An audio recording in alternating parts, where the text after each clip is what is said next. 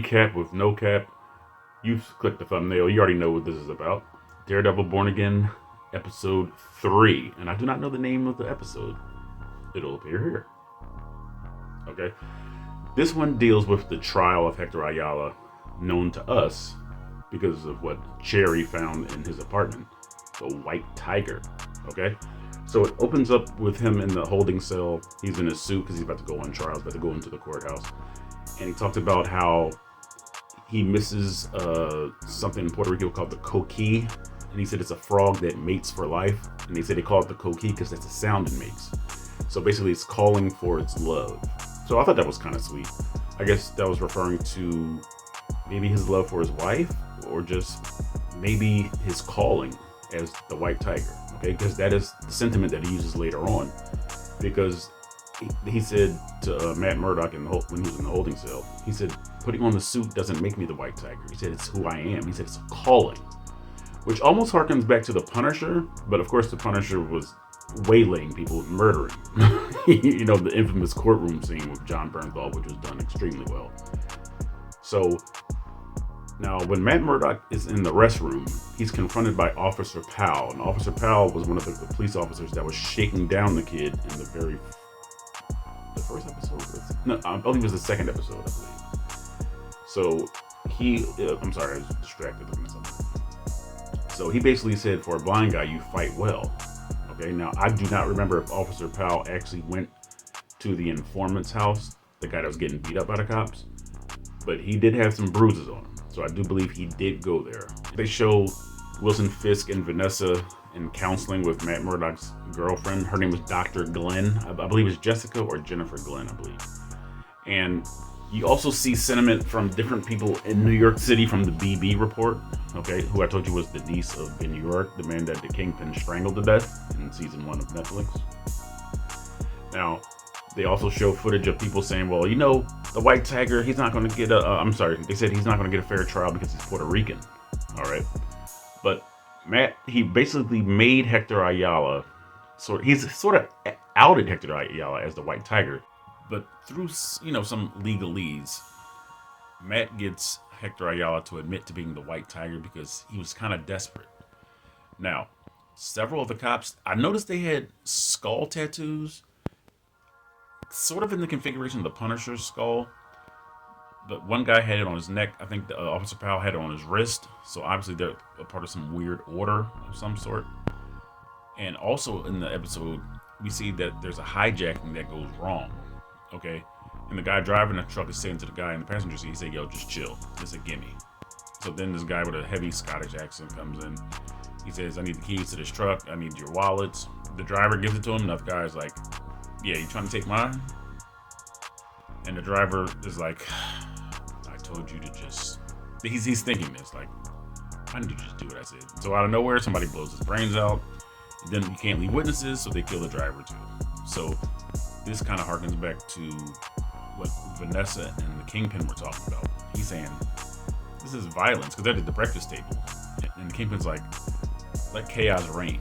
He said sometimes chaos has to reign to bring about a stronger and more fortified order, okay?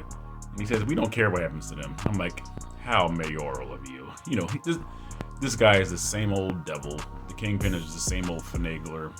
In the previous episode, the only reason why Police Commissioner Gallo remained is because the Kingpin bribed him with a photo of his mistress and his illegitimate child. So, you know he's still basically the Kingpin. And he told his wife that he has higher goals and bigger plans. So because the hijacking went wrong, Vanessa, she sent her representative to give the guy that was trying to do the hijacking, that was owed money, okay, $1.8 million, okay? And the other guys are like, man, we don't take orders from the Kingpin. And the other guy's like, 1.8 is fine with me, okay? And the one guy's like, tell the Kingpin to come down and tell me himself. I'm like, you might be floating in the river soon, okay? Now, let's go back to the kid that was getting beat up. He was a confidential informant, a CI, okay? And so his name was Nikki Torres. So Cherry, who's working with Daredevil, and his partner, I do not remember her name, was it McDuffie? I think it's McDuffie, okay? But basically, he had to give him some drugs just to get him up. So it was like an upper or whatever, just to make him ready to testify in court. And they really had to go through this whole, like, I don't want to call it a maze, but like sort of like a bait and switch. Like Cherry had him get into a van, and the police are following the van. All right, while the other Asian gentleman, I think he was Asian, I don't remember his name though, he was also there as well. So Cherry's driving the van, he sees cars in his side mirrors. Then one of the highway patrol cops stops the van. And then Powell, the officer that I told you stopped Matt Murdock in the bathroom, he says to Cherry, "Get out the van, a-hole." I'm like, wait, weren't you just in court? Because he testified that him and the officer that got slammed by the train, Shanahan, were at the 168th subway station by themselves, and they said that Hector Ayala just came and beat them up, which wasn't true, of course. So I'm like, wait, how did he get from there to following Cherry, bringing Nikki Torres to the courthouse? One of the officers said that Torres can't testify, and of course Matt heard him because of his, enhanced hearing. So they're like following. So then they open the back of the van, and the van is empty. Like I said, they did the bait and switch. The Asian gentleman actually had Nikki Torres transported to the courthouse in a cab. Now, when Nikki Torres is put on the stand, he wilts under the pressure because he sees the cops sitting there. You know what I mean? And he's like, he's scared out of his mind. Like you can't blame him. You know what I mean? So basically, he says, "I was home. I wasn't there." So Matt is like, okay. So that's why Matt had to out Hector Ayala as the White Tiger, because the case would have been dead. You know what I mean? So he says, "Isn't it true that you're the White Tiger?" No, of course everybody's like, "Oh," because the kingpin, the mayor stands against vigilantism. And I like the way this is done. Basically, Matt Murdock had to make the jury see Hector Ayala as he really was. So he brought up a lot of police reports. He brought up eyewitness testimonies. And then I like the rebuttal of the prosecutor. Because he said, "Do you know what happens when you're smacked by a train?" He said, "That's 200,000 pounds of steel hitting you." And he went into like details. And I was like, no way on earth Ayala's going to get off.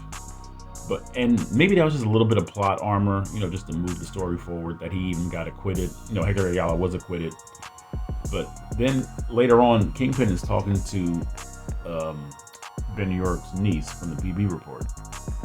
And he's talking about how that him getting off, Hector Ayala getting off as a vigilante, was a miscarriage of justice. And she's like, but he was acquitted in the courts. He says, sometimes the courts get it wrong. He said, sometimes the juries do too. He said, I should know. Okay, now we know, because he's wicked. But he said that the rule of law must prevail. So the next time Hector Ayala is dressed up as the White Tiger, which was weird, because he was like right under the streetlights. I'm like, why are you running around the streets of New York in not broad day, but under the lights? Like, shouldn't he be out of the lights so nobody can see you? So he runs up into this, like, I don't know if he ran up a hill or if he was like in a park or something, excuse me.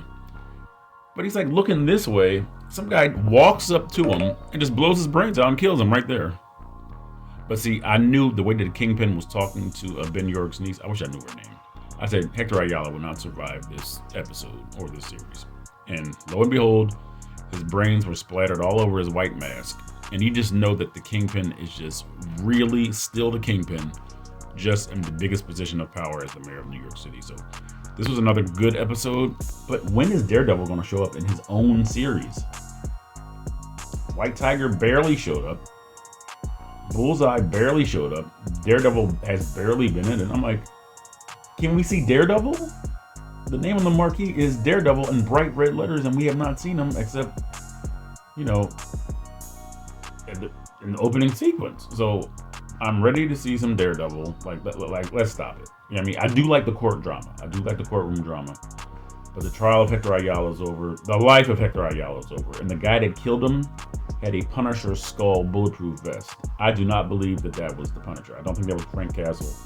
As I said, those cops that were crooked had skull tattoos. So I do believe it is one of them. And I think they're trying to frame Frank Castle, who's the Punisher, just to make vigilantes look bad. You know what I mean? They're probably on Kingpin's payroll or whatever. You know what I mean? So that will do it for the recap with No Cap, episode 3 of Daredevil Born Again. I do like the way this series is going, but I want to see some Daredevil. You know what I mean? So once again, B. B. Let's give it a B. No, B plus. B plus. I'm sorry, people making noise. B+ for Daredevil episode 3. This is the recap with no cap.